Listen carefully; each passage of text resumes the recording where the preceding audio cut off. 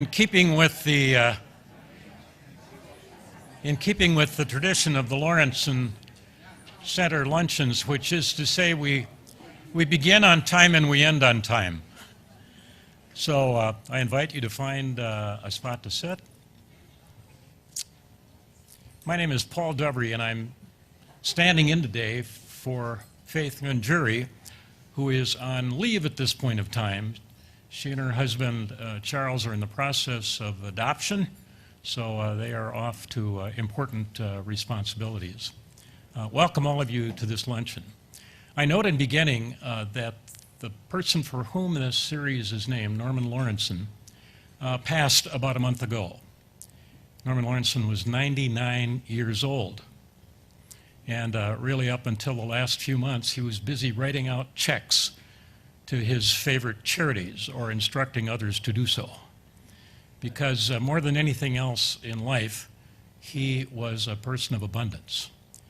And he shared his abundance of wisdom, his abundance of wealth, his abundance of good congenial friendship. He served this college as an alumnus, as a member of our alumni board, as a member of our Board of Regents, as chair of our Board of Regents, and as one of our principal benefactors. The administration building on our campus is named in his honor, as is this Center for Faith and Work, in which he took great interest and for which he established an endowment, which will be of benefit to the center for years to come. So we remember in a special way today our beloved departed Norman Lorentzsen. Please pause with me for a few moments.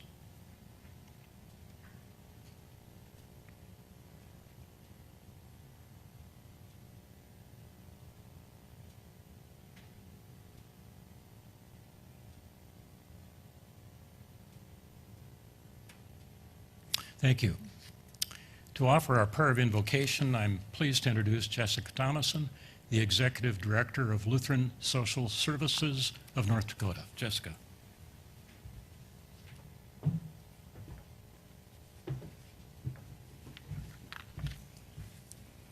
Would you please pray with me? God of all creation, we come before you to welcome you to this gathering. Today I pray that we are open to others' ideas and beliefs, respectful of our differences, not threatened by them. May we grow in understanding of our own motives, knowing that people often act out of their own fears. May we be a force for replacing fear with insight, helping us all to be patient and kind as we talk. Help us see the events around us as a minute-by-minute reminder to be deeply involved in the world, loving people at close range instead of from inside the strong, safe walls of our own domains. And give us the courage to eradicate any disconnection between our words and our deeds, our public pronouncements, and our private life. Strength, real strength, can always find compromise. Working together, may we find common ground, enabling us to move forward with a shared purpose. May we see what is truly important and unites us, focusing on that to banish roadblocks of ego and fear. Use us, Lord, in your service today. Amen.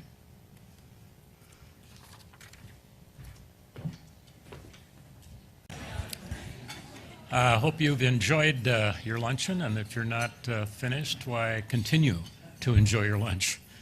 But again, in the interest of staying on time, we'll begin. This is Concordia's 125th year, so we've been doing a lot of reminiscing, and I've been doing a lot of it myself. Classes began here on October 15th, just about now, 1891, with 12 students and 3 faculty members.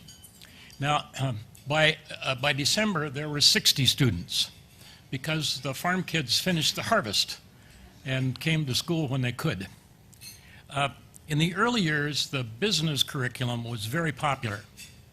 And within a few weeks of the college beginning, Hans Acker was hired to teach the business courses. And they were very popular. But there developed a conflict among the faculty. Have you ever imagined anything like a conflict among the faculty? Well, anyway, one emerged here, and it had to do with the nature and content of the academic program. On the one hand were the Acker followers who said, let's make this into a school of business. And on the other hand, a man named Erasmus Bogstad was leading the charge for a more classical, traditional liberal arts curriculum. Well, the Bogstad faction won, and Acker, who was then the president, promptly resigned, and guess what? Started his own business college right over in Fargo. And Bogstad became the next president. So that's how that worked out. But history would prove that the outcome of this early argument was not either the liberal arts or business, but both liberal arts and business, the one gaining strength from the other. The business program is consistent with our liberal arts tradition and with the mission of the college. Indeed, business is an arena of applied learning in which faith and work are in constant interaction with one another. And the Lorentzsen Center is a prime example of this in its mission of providing opportunities for people like you, business people, professional people, leaders of the community, an opportunity to explore the deep and complex relationships between faith and work. So today's topic, business and social good, provides, I think, a unique application of this relationship between faith and work. And we're favored by two members of our community's new generation of business leaders. It is significant that both Arday Ardayfio and Letitia Mizero Hellerud came to us from Africa in 1998. Arday as a student and Letitia as a refugee. Arday grew up in Ghana, came to Concordia as a student. Following his graduation, he spent 4 years on the admissions staff at the college, then joined the staff at Bell Bank, and then later started his own company, Blueprint IT Solutions. He's very proud of his community activity, including his work with the Fargo Kiwanis Club, where on one occasion he led the world-famous Pancake Carnival.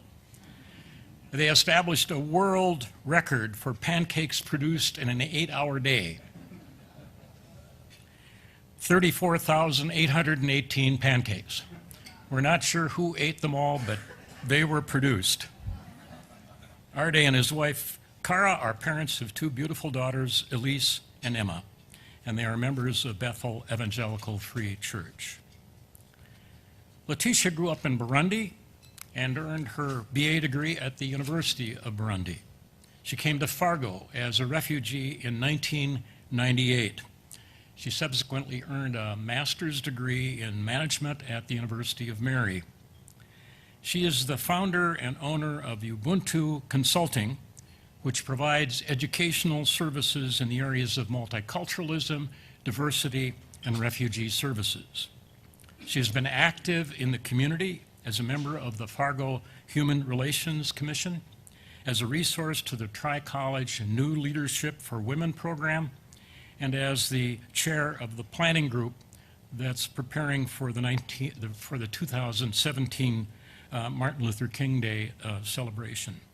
She and her husband, Mark, are parents of a Cheyenne high school daughter, Nicole, and a Bison senior, Jan. And she attends Hope Lutheran Church in Fargo. We will hear first from Arday and then from Letitia. And following their presentations, as is our custom, there will be opportunity for your questions and their response. So I invite you to join me in welcoming Arday.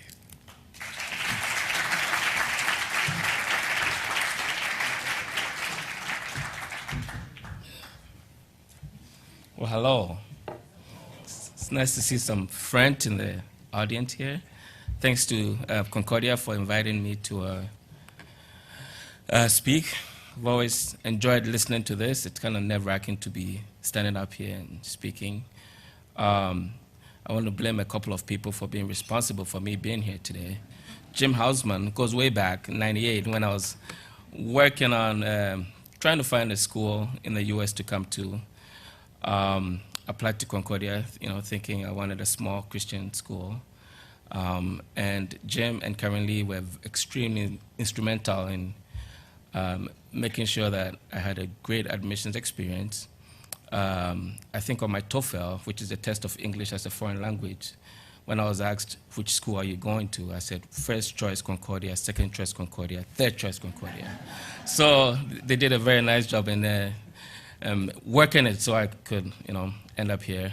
So Jim, good to see you.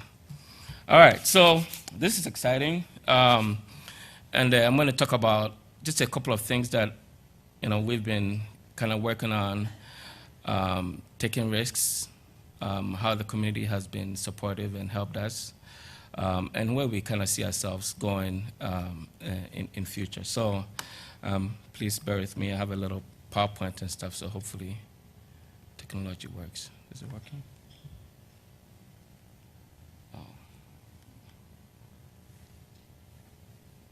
Oh, sorry. We need an IT guy here. Okay. It's the 5, right? There. All right. Okay. All right. So I would sum up my whole life with risks. I'm not afraid to take risks. I take some calculated risks, some stupid ideas, like everybody else. But it's always been, and I'll show how faith has always played a part in, making sure that the steps and stuff that I'm taking are something that maybe I've prayed about a little bit, and if you go way back in the Bible, Abraham didn't know where, what he was going to do when God said, pack up your bags and go.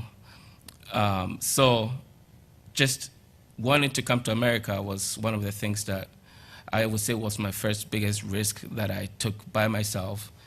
Decided to just get out, go out there, see how it would go. Go well, it may not, but you never know unless you try. So decided to come to America.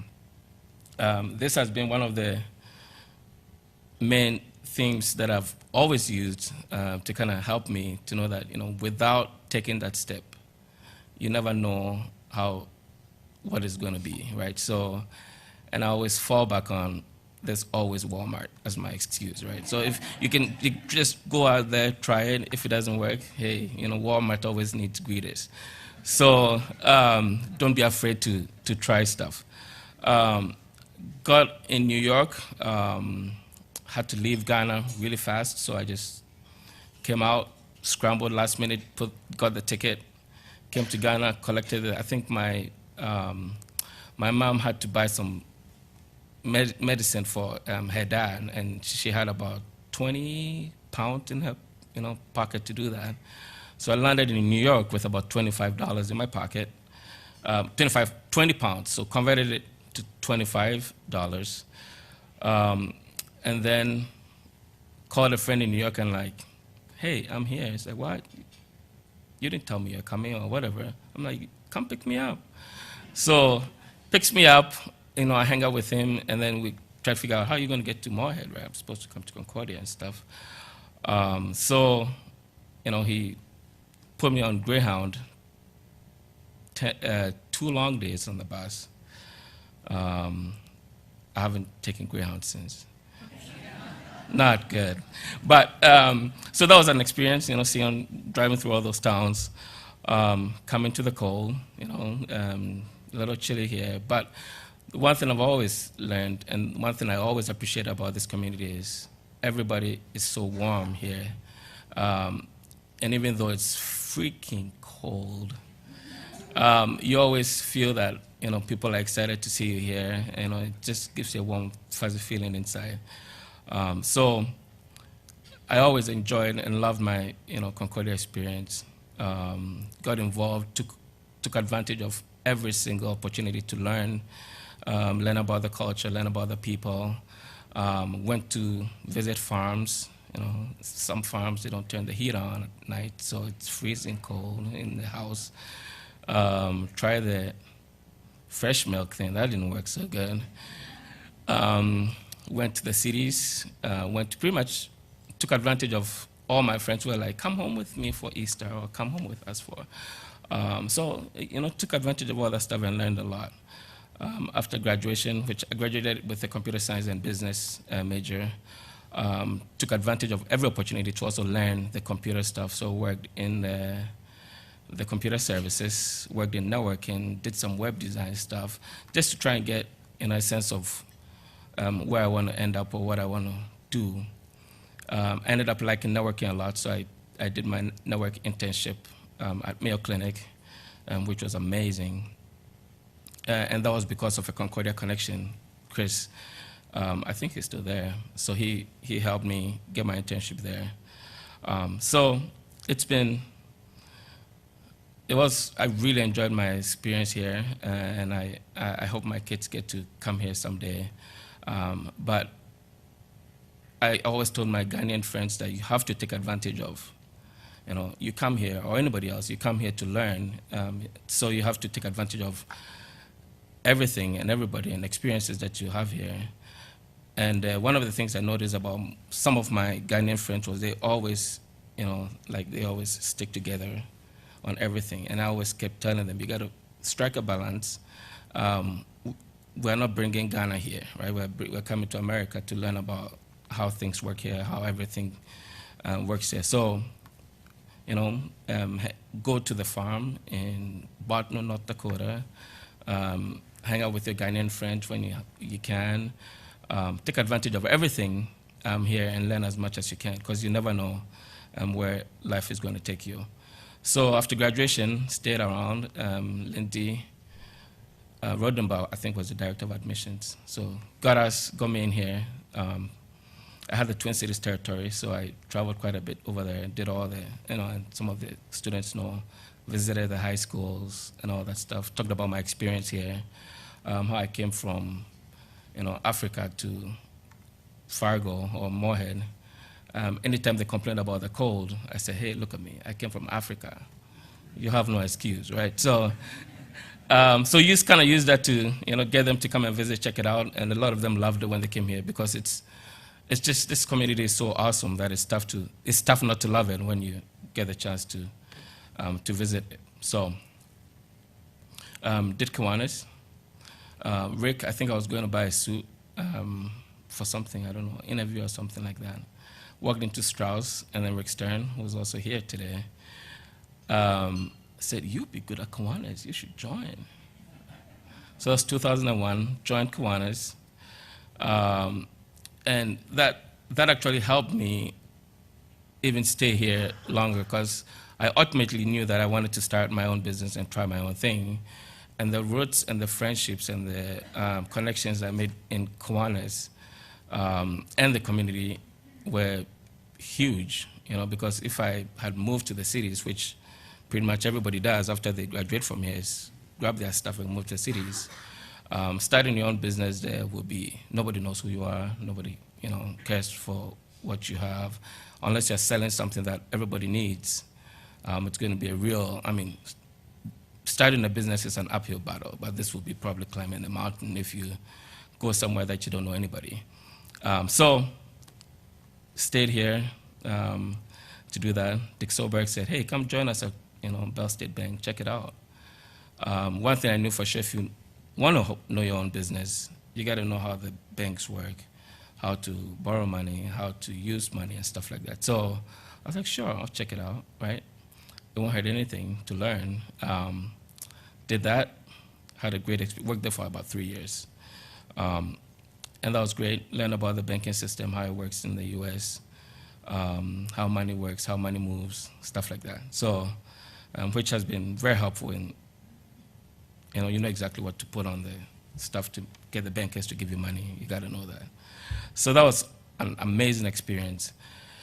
And then 2009, wanted to start something, so I kind of stepped out and started a marketing company, which I learned out really fast that marketing is different from IT, which I went to school for. Most people think they can make their own business cards, design their own websites or stuff like that. So unless you have a huge account that will give you $2,000, $3,000 a month, for your living expenses,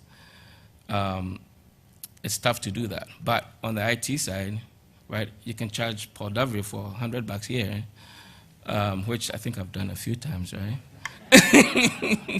and charge $50 here, $120 here, buy equipment, make a little bit on it. So it's easier, and because people need it and don't understand it, it's easier to put a few of those together and make a little living on it, at least to start, right?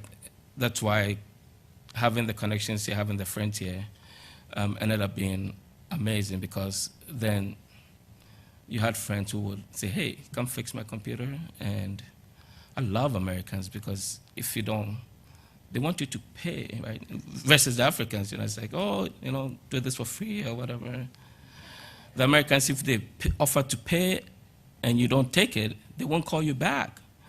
So I'm like, hey, this is nice. So that worked out great. So we, just started doing that on the side a little bit. And then one guy who I knew at Information Management Systems said, go ahead, hey, come and help me market stuff, get the word out. Try that for 10 months. That's when I realized that you could actually make a real business out of the IT consultant stuff. Up until then, I didn't really see the correlation. I'm like, I went to school for IT. I can do most of this stuff that I'm doing for this guy, right? So I should start my own and see how it goes. So that's how Blueprint started, 2011. Is there a timer, or am I somewhere? No? Okay, all right. So I said, yeah, we'll just start Blueprint, 2011. February 14th actually was the initial start date. Had a few clients, started building it little by little. Caribou Coffee was my office of choice. Met people there, had meetings there, mostly did house calls and all that stuff. And then you just started building. And then 2013, one of my hotel clients just called us and said, hey, I want you to help us with one thing. The hotel franchise needs us to have a disclaimer for all our Wi-Fi, a disclaimer page for all the Wi-Fi, and then a 24/7 support for the guests. At this time, there were probably like 5 of us. And I'm like, sure, we can figure it out, right? You got to be able to step out there, try it out, see how. I'm sure somebody's doing it. So we did what we could, got the computer in place, put Linux on it, set it up on the hotel. And then he was like, just charge 70 cents a room, and you get a lot of business. I'm like, okay, right, 70 cents a room per month. So we decided, okay, yeah, let's do that, 70 cents. We did it, and then his cousins called from Watertown, South Dakota, then from Sioux City, Iowa, then from, so it just started spreading that we were doing this for 70 cents per room. So I'm like, there should be a better way to do this, right? So did some research, found this little box, and we were using computers at first. So one of my appointments, I had the computer in my bag. I had just received this box with the new equipment that we were going to try out. So I go to this Worthington, Minnesota hotel, and I'm like, you know what, you can have this box, we can put this here for 70 cents, but for $1.25 per room, I can replace all your equipment with this new stuff, new access points, new gateways, new everything. And I had not even opened the box, so I didn't know how it worked. She's like, that's okay, that seems reasonable, do it. So right in the hotel lobby, we figured out how to use these boxes, set it up for her, and we could always go back and fix it if it wasn't right. And that's how we found this sort of like a code secret to these budget hotels to get these things installed for them. So we're like, hey, you figure this thing out, everybody. So we just dove right deep into it, and we're like, well, this is a multi-tenant thing. You can add more people to this thing. So other hotels that called, we're like, hey, for 70 cents per room, about $12 for installation per room, we'll provide all the equipment, right? And we did all that stuff. So they were like, yeah, that seems reasonable. So we started plugging away, doing that.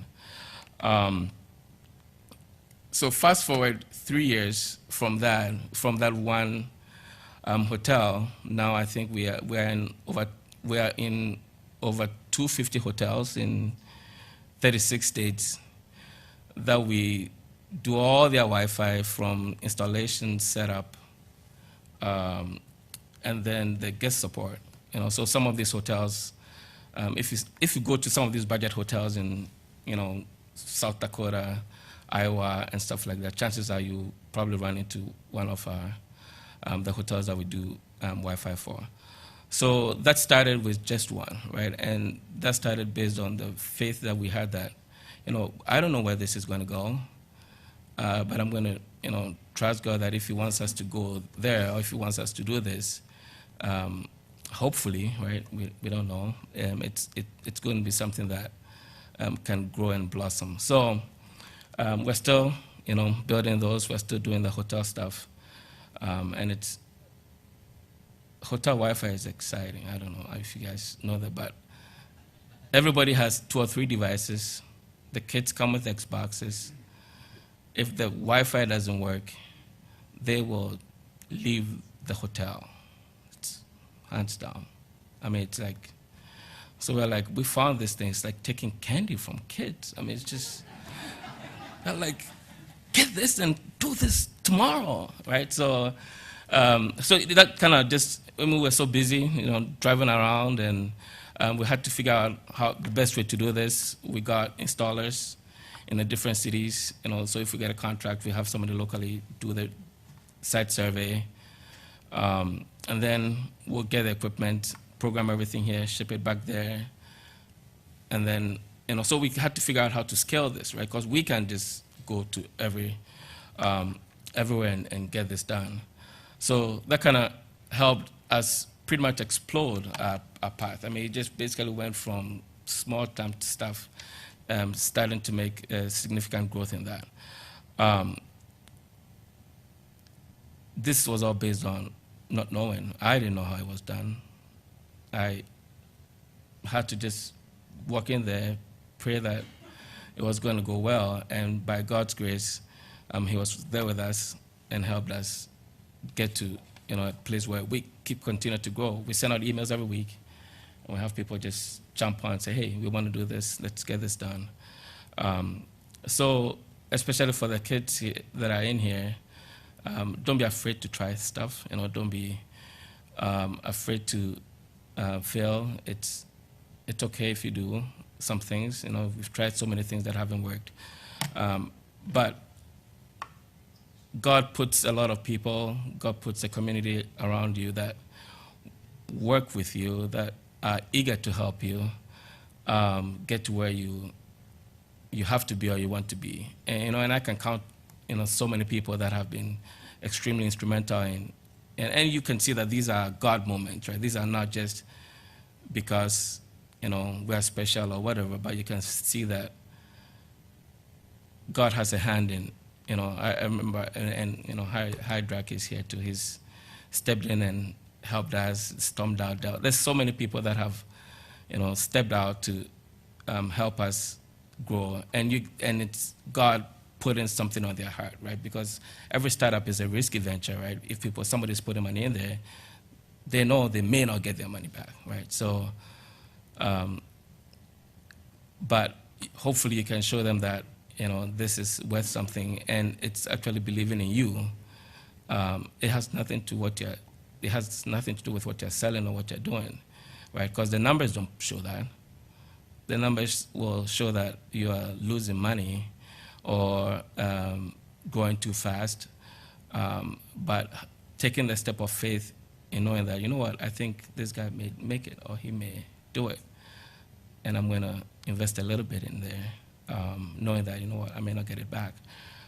So that kind of shakes the faith, right? And in everything that we've done, it hasn't been easy. It's been, especially this year, I have a slide, I might have to take that slide out. But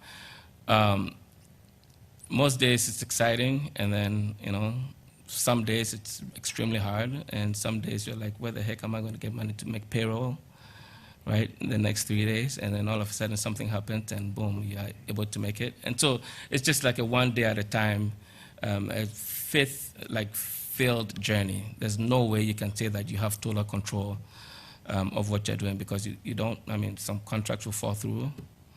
You're expecting this big check to come in, and no. We couldn't have done it without knowing that, take the step of faith. Trust that, God is with you, and you'll make some mistakes, right? But, and He's always there to help you when, the going gets tough, which I can testify that He has. You can't give up. You can't just believe, right? Trust that it's going to work out, and if it doesn't work, you learn something out of it, and then just keep striving forward and keep on moving. So I don't know if I can show that here.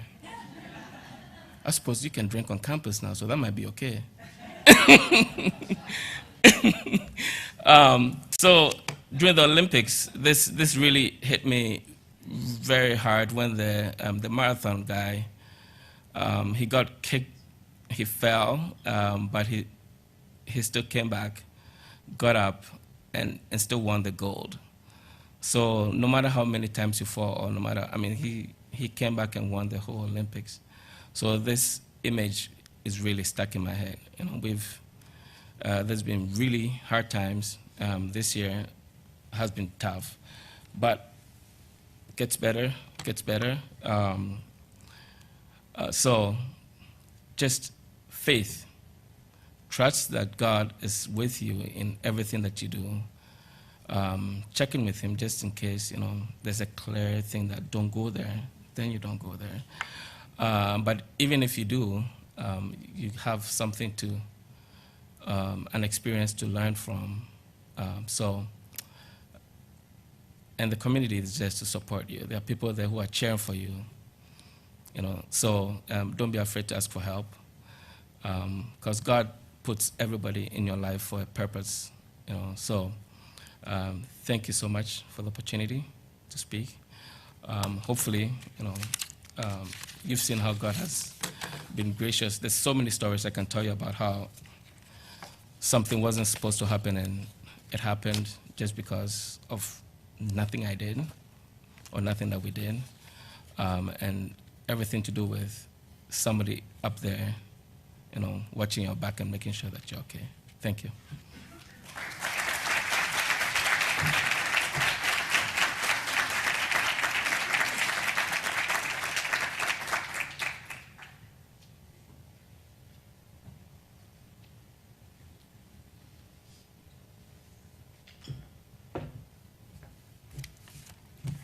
Amahoro, peace in Kirundi. I'm sure glad that Paul Dovry tossed a coin before this debate. This presentation. And I didn't have to go first, because then I had enough time to kind of work on my butterfly. So we'll see how well I did. Well, so when people ask me, why did you choose to come to Fargo? I often respond, I didn't. Fargo chose me. You see, my family was the very first one from Burundi to be resettled as refugees in the state of North Dakota by Lutheran Social Services in the fall of 1998. And it's something that we love to brag about. So I started working with the Refugee Resettlement Program only 3 months later as a case manager. And this was not my first job in Fargo. After a few rejections, including a housekeeping position at a prominent local hotel where I was told, you are not qualified, I applied for jobs as a beggar at a grocery store and as a packager at Federal Beef Company, a meat factory that has since closed doors. So I did not get any of those jobs. And needless to say that I spoke decent English, had a bachelor's degree, had worked for a US international relief program in 2 different countries for 5 years, and spoke 4.5 languages. As my hope was starting to get tested a little, I found employment at Cardinal IG, a window factory that was just starting in our area. And Mike, who is now the plant manager and who has become a friend over the years, is here today. Thank you, Mike. So my sister Nadine and I were very thrilled to find a job until we realized how much challenging it was to work, how much more challenging it was to work through the night. Nadine had completed law school from the University of Burundi and had just finished a 2-year program specializing in international business law at the University of Ouagadougou in Burkina Faso, where we lived while processing for refugee resettlement. And she had survival English when we got here. That's the best way to describe how much she could communicate, although she had very good writing and reading in English. So, and I was 29 years old when we arrived in Fargo, and please don't start doing the math to figure out how old I am today. I was also in charge of raising my younger siblings and my then 3-year-old son. All my siblings, except one, worked for Cardinal IG as a starting point and while attending English classes or going through colleges. Most of my siblings worked at Cardinal IG for more than 5 years each. So we do have a very strong connection with that place, that employer. So as I was busy earning a living and getting used to my new normal, opportunities to be more involved in my new community came along. Sometimes I looked for them, but most of the time people contacted me and asked me if I would consider serving on different boards and committees. Looking back, I can't remember of a time when I wasn't considered to be a leader of sorts, even at a very young age, whether it was handling the responsibilities of picking a teammate as elementary kids playing dodgeball, to being chosen as class representative in middle and high school, to heading Girl Scouts units or troops in high school and in college. So my leadership, my Christian faith, and my spirituality have always been intertwined. And sometimes I really wonder which fuels which, or does it even really matter? So I was very much involved with campus Christian ministry groups, the choir at my parish in Bujumbura, and even though I could probably be arrested or sued if I attempted to sing a solo for you today. So, but I believe a choir is one of the many metaphors for the potential greatness a team can achieve, despite the imperfections or limitations of the individual. So I had a taste of the high you get from serving others from a young age. My mother, who is here today, modeled compassion, love, and hard work for as long as I can remember. More importantly, my mother never closed her eyes on her generous heart to the needs outside our middle-class life. Whether it was helping a needy family put and keep their children in school, or assisting a relative and sometimes a stranger start their own business, or lending them money after losing their source of income, you name it. I'm going to see if I have Kleenexes. And no, I don't. So, merci beaucoup. Thank you. It was an everyday commitment for my mother, and she never bragged about it. She was also a big advocate for women's rights and social justice through her affiliation with women's associations and other civic engagement groups. So my father had a huge influence on us growing up as well. However, in relation to today's topic, doing business and social good, my mother's role and ongoing impact is simply outstanding. Business and social good, she did both and did it very well. So if you can please indulge me, I have a brief special message to my mother in Kirundi, our native language. Mama, warakoze cyane kuturirana umutima w'urukundo no kwitanga. Warakoze kutwereka mu bikorwa vyawe vya misi yose ko twokwama duteza imbere abandi no kubafatira kubahereza no kubafatira ikibando mu gihe dufise aho twishikanye kubaruta. Warakoze.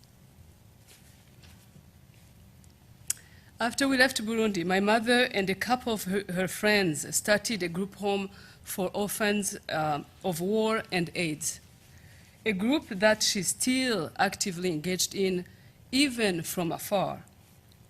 So whenever my mom says, "Abana banje barashonje," my kids are starving, she's not referring to her 6 biological children, but rather her 200+ children from the Sangwe Kibondo organization. So it was an easy sell when my mother asked me and my siblings to financially support this project, giving us an opportunity to stay connected with our hometown in Burundi through such a worthy cause. So even yesterday, when I was preparing for this presentation and explaining to her the topic, she begged me not to forget her children in my service to others, reminding me that we indeed live in a global community. So if any of you want to find out what kind of program it is, please let's connect afterwards. And I'm not going to apologize for this shameless plug, because that's for a great cause.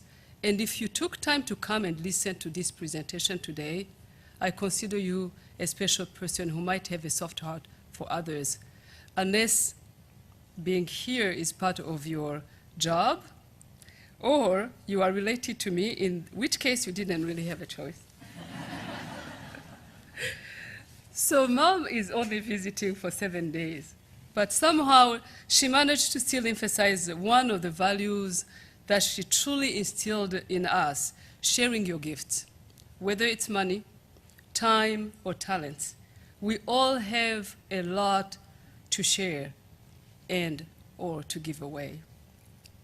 Growing up with such values, being involved in the community from a young age, and the emotional satisfaction I fetch from helping others, whether I do it as a paid job or as a contribution to community growth, those are the main reasons why I'm always looking for ways to do more.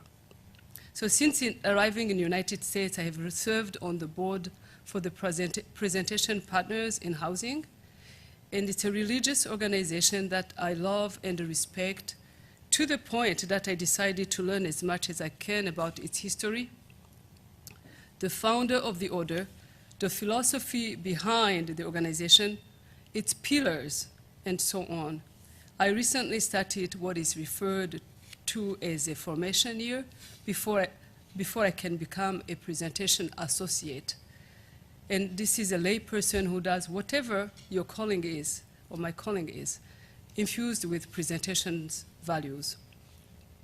And I have also served on the board for family healthcare, and I take a lot of pride in the fact that I was one of the initial Trend Health Mentors group, which consists of refugees helping refugees, or refugees mentoring refugees. I stayed with the program for 10 years. And my other involvements include serving on the YMCA recruitment committee. Those who know me know that it's also maybe my second home, the YMCA. I just love the friendship that I formed there. And it's one of my outlets whenever I'm stressed out. So Being on the board of the New Americans Consortium for Wellness and Empowerment is also a new, one of the new, most recent causes that joined.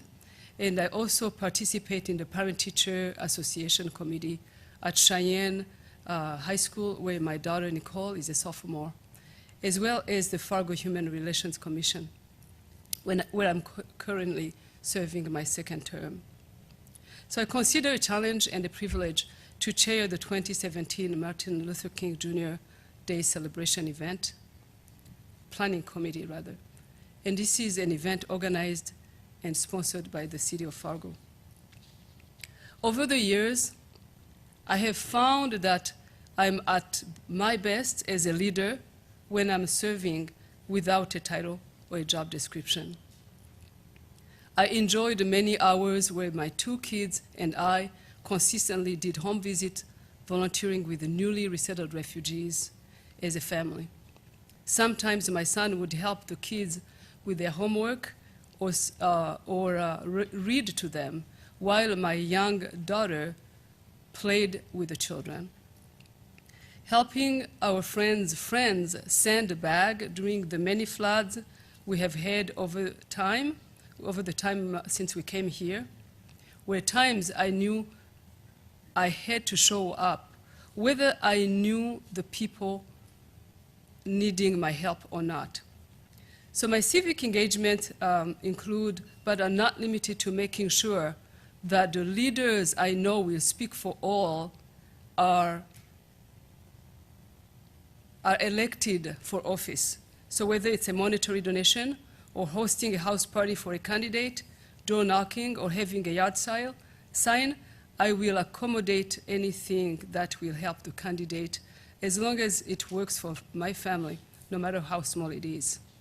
I want to make sure that the people who can speak for all of us are representing us at that table, making the decisions for our communities.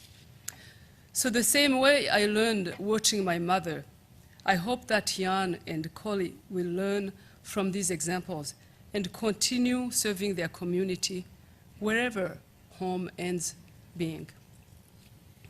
As a new American, showing up and being involved in my community is also one of the best ways to truly integrate. It gives me a real sense of belonging. I go where the need is. I do my best to chip away even a tiny particle of the issue, hoping that someone else will join the choir with their beautiful soprano voice and contribute from another perspective. So starting Ubuntu Consulting was my way to bridge the gaps with regards to refugee immigrants issues, assisting newcomers integrate, and provide translation interpretive services in the languages I'm fluent in. And my goal is certainly not to compete with already existing programs, but to supplement where needed. So people who need my services usually come to me, and perhaps because we have worked together before, and they believe that I could be helpful. I take pride in what I do, and I want to make sure that I keep the, that I keep the fees reflective of the professional work I provide. And so I do, if I do work for you, I will charge you, which was a very tough lesson for me to learn, because I've worked many times just as a volunteer, and this is an interesting transition. And I'm not cheap, so if you can't pay, I will do it for free if you can't pay, believe it or not. But I'm the one to make that decision, that distinction, meaning because sometimes there are people who also might be able to pay, but if you keep saying, hey, I can do it for free, something that Arday mentioned, sometimes they will just not really honor what they should be honoring. But also the other side of the coin is sometimes if you keep doing things for free, sometimes many people don't put the value on that work. So it's an interesting situation. My ambition is not to grow large as a consulting business, but to work on a few projects every year and do them well. And I want to make sure that I have enough time to finish the book I'm writing, and I hope to have a little, some of my dreams is hopefully to have a store somewhere in this community. It's a great challenge to work on like a market analysis, developing business plans, looking for potential funding, and while watching business trends in the region. But it's very exciting. It's an area where I'm not too comfortable, but it's very exciting for me to explore. And as much as I want to make money in the business world, I want to make sure that what I do is still in line with what makes me happy, which is bridging cultures and connecting people.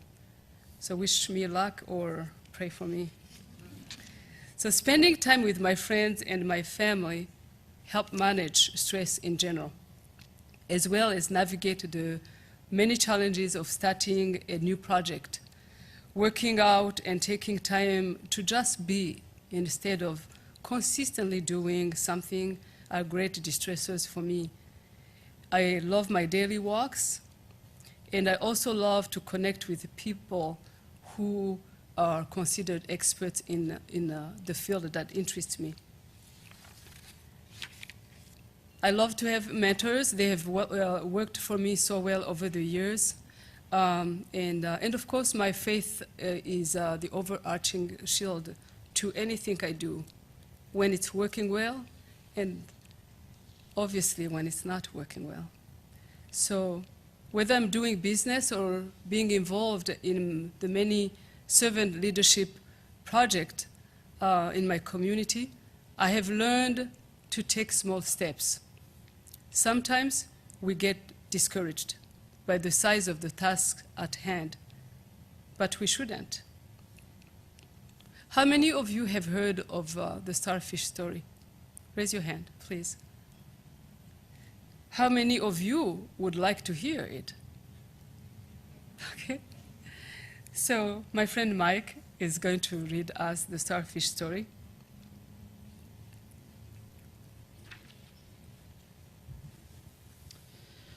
A young man is walking along the ocean and sees a beach on which thousands and thousands of starfish have washed ashore. Further along, he sees an old man walking slowly and stooping often, picking up one starfish after another and tossing each one gently into the ocean. "Why are you throwing starfish into the ocean?" he asks. "Because, young man, the sun is up and the tide is going out, and if I don't throw them further in, they will die." "But old man, don't you realize there are miles and miles of beach and starfish all along it? You can't possibly save them all. You can't even save 1/10 of them. In fact, even if you work all day, your efforts won't make any difference at all." The old man listened calmly and then bent down to pick up another starfish and threw it into the sea. It made a difference to that one. Thank you, Mike. So this community has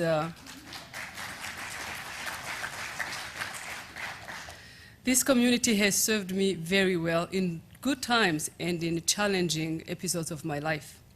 So contributing to the Fargo-Moorhead, West Fargo Metro, whenever I can, is both a duty and a privilege. And to end where I started, when people ask me, "Why did you choose Fargo?" I often say that I didn't. But after 18 winters, I'll tell you this: I chose to stay.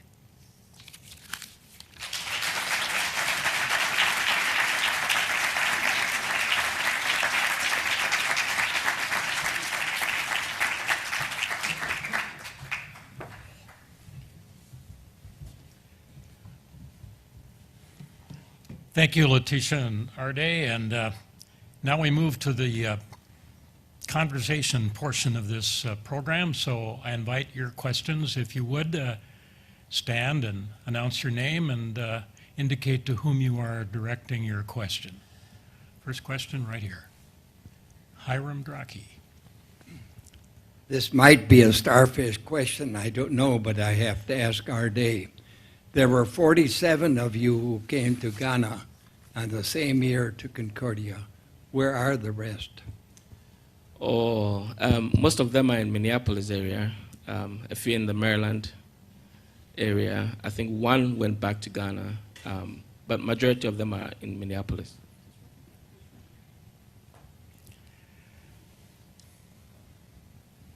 Susan.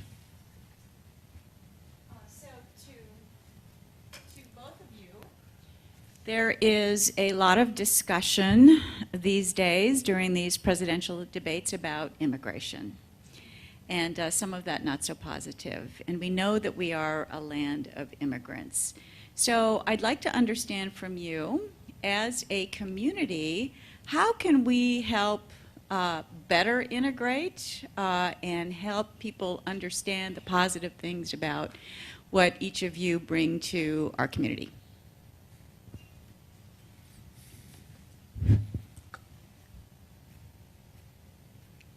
I think it's helpful if people would probably start remembering that they are not, at least many of them in our community are not very far generationally removed from being immigrants themselves. I often say that if like 2 or 3 generations down the road, my children were not opening their doors and their hearts for newcomers just because they were born here, or they feel like they deserve to be here more than the newest comers, I would be very, very disappointed in how I raised them. So I feel like it starts with the individual again, maybe the starfish story again, where not to be distracted and not to be discouraged by the rhetoric at the national level, and also locally, just be rational, and then use your own heart and your own brain, and look around and see the contributions that like newcomers add to our communities, but also just not being too caught up with the media and the sensationalism, I think. Just really looking for yourself, reading newspapers that are more global, and listening to news from other countries, and outlet media that are more thorough, I think, than just one-sided reporting. And watch for yourself, and I think. I think she said it. We're good. Next question.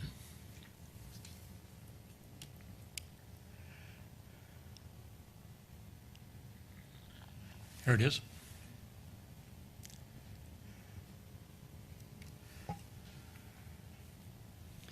Arday, tell a little bit about the paying it forward at Bell Bank and Oprah Winfrey, and how that whole idea came about. Oh, I don't know if we have time. Let's see.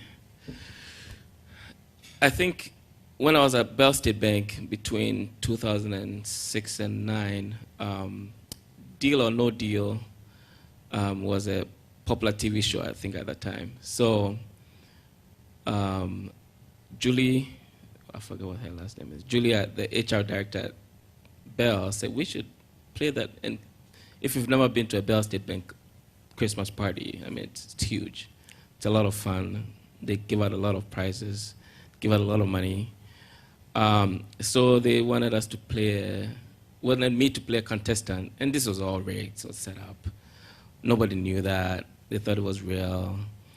And the prize, if I won, was $500,000, and then an opportunity to go home and see my family. So, play the game. Everybody thought I was winning. Everybody wanted me to go home, see my parents and my family. And I mean, people were taking this thing so seriously. People were weeping when I won. So I ultimately won the $500,000, and people were just crying. I ran through the crowd, hugged people. People were tearing up. Oh my gosh, you get to go home. Some of them still believe that. And then I think the whole ploy was, at the end of the thing, we just tell everybody that because I love everybody, we're going to give everybody, we're going to just split the $500,000 with everybody in the whole company.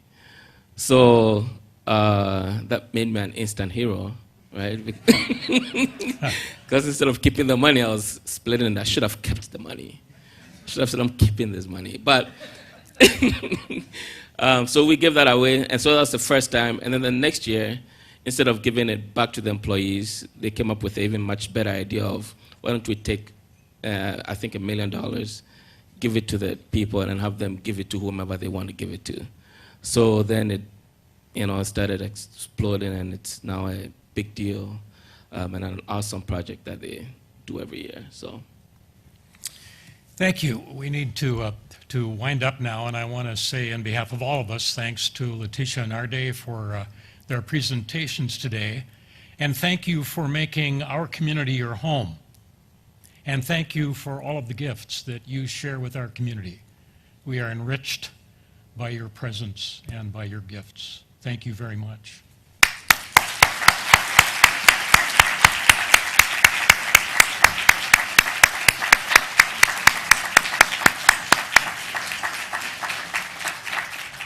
Before some closing remarks from our president, I wanted to point out on your table is an announcement about next month, Managing Religious Diversity in Organizations. And it will feature research that has been conducted by two of our students.